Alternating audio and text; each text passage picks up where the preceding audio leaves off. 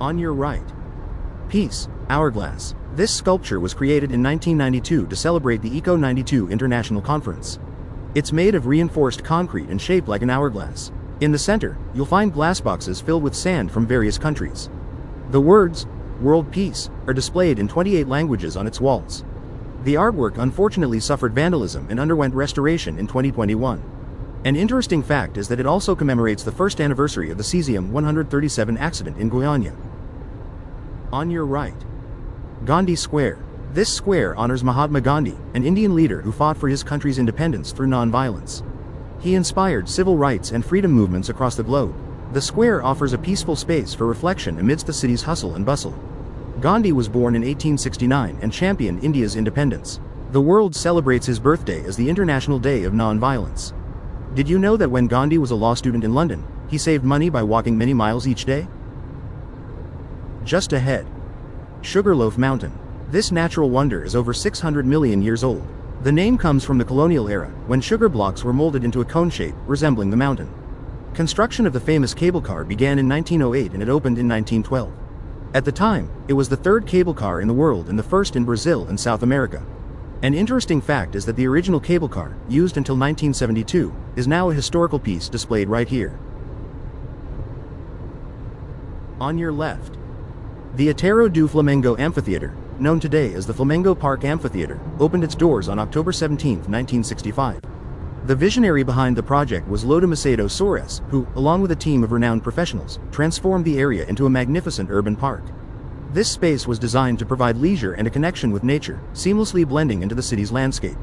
An interesting fact is that the park, including the amphitheater, never had a complete, official inauguration. This is because the original project wasn't fully finished, but the closing celebration of Children's Week in 1965 marked its informal opening. On your right. The Flamengo Castle was built between 1916 and 1918. It was designed by the Italian architect Gino Coppi. Initially, it served as the residence of Commander Joaquim da Silva Cardoso and his wife Carolina. Later, the house was sold to Avelino Fernandez, his wife Rosalina, and their daughter Maria de Lourdes. In 1932, Avelino and Rosalina passed away after being hit by a tram right in front of the little castle. Legend has it that their daughter Maria de Lourdes, who witnessed the accident, was mistreated by a guardian and threw herself from the castle's tower, and that her spirit still haunts the place. On your left. Flamengo Beach. This beach is one of the city's oldest, with its history dating back to the 19th century.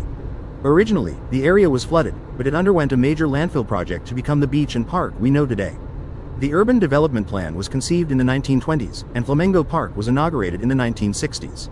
The beach was once called Uracumiram Beach, Sapatero Beach, and Carioca Beach. Its current name comes from the flamingo birds, which were common in the area. Did you know that the famous Flamengo Regatta Club was founded in 1895 in a mansion right on Flamengo Beach?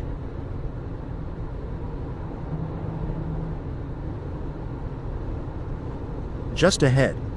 Cristo Redentor, or Christ the Redeemer, is a massive Art Deco statue of Jesus Christ that stands atop Corcovado Mountain, overlooking the city. The idea for the statue first emerged in the 1850s, but it wasn't until 1921 that the Catholic Archdiocese proposed its construction. The foundation stone was laid on April 4, 1922, to commemorate Brazil's independence centennial. Construction began in earnest in 1926 and was completed in 1931. Designed by Brazilian engineer Heitor da Silva Costa and sculpted by French artist Paul Landowski, it's made of reinforced concrete and soapstone tiles. Interestingly, the statue is designed to withstand winds of up to 250 km per hour, 4 times the average wind speed recorded during its construction. On your right. The Basilica of the Immaculate Conception was designed in 1866 by Father Clavelin. Construction began in 1886 and was completed in 1892. It was built through the initiative of Sister Anna Maria Sager. An interesting fact is that Father Pierre-Marie Boss, who served at this church, was inspired by a window to suggest the construction of Christ the Redeemer on Corcovado.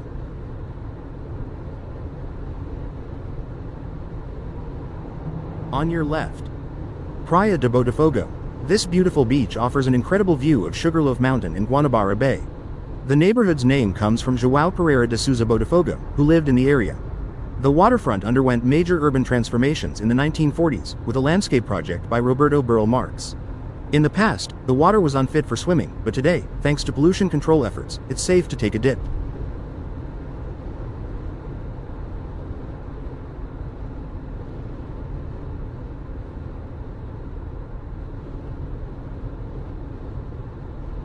On your left. Morro da Babilônia. Back in the 18th century, the Portuguese built a fortress right here to guard the entrance to Guanabara Bay. The name, Babylon, might come from how the layers of rock and forest here resemble the Hanging Gardens of Babylon. The first homes appeared in the late 19th century when soldiers built shacks. Later, workers joined them. Here's an interesting tidbit. At the beginning of the 20th century, engineer Augusto Ferreira Ramos actually designed a connection between Morro da Babilônia and Morro da Urca, but the project never got off the ground.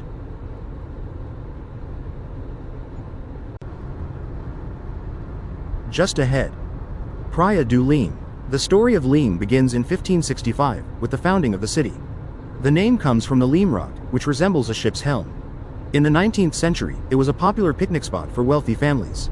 The neighborhood was subdivided between 1892 and 1894. In 1906, the new tunnel made access much easier. This beach is known for its tranquility, offering a serene escape right next to Copacabana. An interesting tidbit. In 1858, Emperor Dom Pedro II had a picnic here after two whales beached themselves on the sand. Uma descoberta. On your right. Princess Isabel statue. This statue was unveiled in 2003. It honors Princess Isabel, who signed the Golden Law on May 13, 1888, abolishing slavery in Brazil. The artwork is by sculptor Edgar do Vivier. Interestingly, before the Christ the Redeemer statue was built, there was a plan to erect a statue of Princess Isabel atop Corcovado Mountain, but she declined, suggesting an image of the Sacred Heart of Jesus instead. On your left. Copacabana Beach. Originally called Sacapanapa, its name changed in the 18th century. This happened with the construction of a chapel honoring Our Lady of Copacabana. The beach became more popular in the late 19th century. The arrival of trams and the opening of tunnels made access easier. In 1923, the iconic Copacabana Palace was inaugurated. The famous boardwalk, inspired by Lisbon, was designed by Roberto Burle Marx. The beach has hosted events like the 2016 Olympics. Did you know the beach's sand is replenished annually with identical material? On your right. Hotel Copacabana Palace. This iconic hotel was built between 1919 and 1923, at the request of President Epitácio Pessoa, to host important visitors. Businessman Octavio Guinel was responsible for the construction, which was inspired by hotels on the French Riviera. The official inauguration took place on August 13, 1923. The hotel once housed a casino, which operated for a time until it was prohibited by the government. Tuggi. A new discovery awaits around every mile.